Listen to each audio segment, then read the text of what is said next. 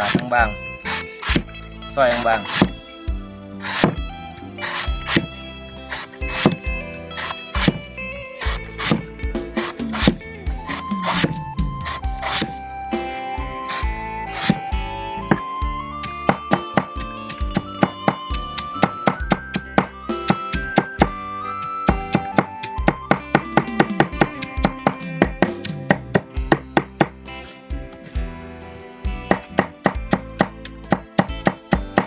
ปั่นไว้ก็ได้เนาะนี่ใส่พลังงานมือใส่พลังมือหายยกกล้วยงามๆเนาะ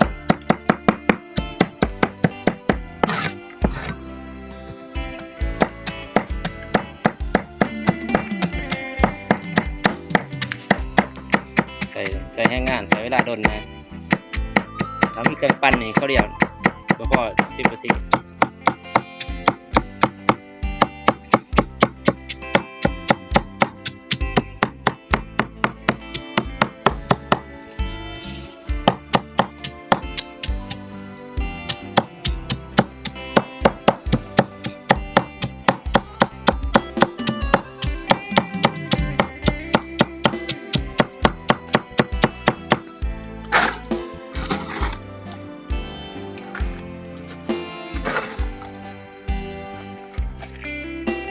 เอาหยกกล้วยใส่หยกกล้วยที่พักหลังจากนั้นใส่ส่วนผสมใส่เกลือจักกำใส่เกลือกำหนึ่ง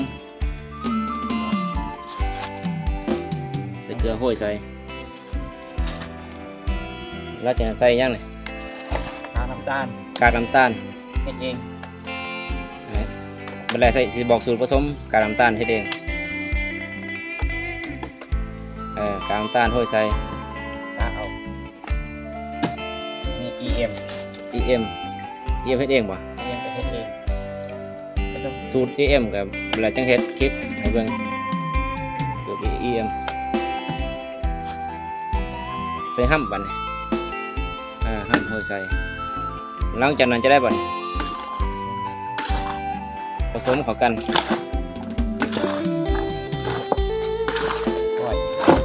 มันเข้ากันปล่อยซีนผสมเข้ากัน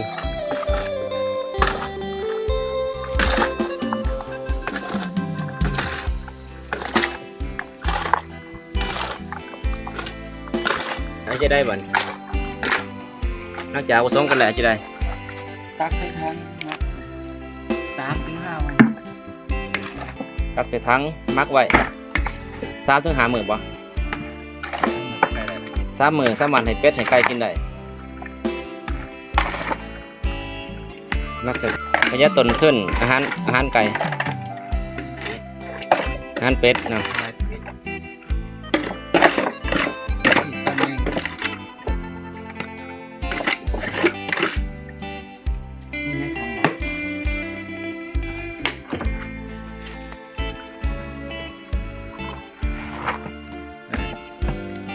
ใส่ถังมักไว้3-5 วัน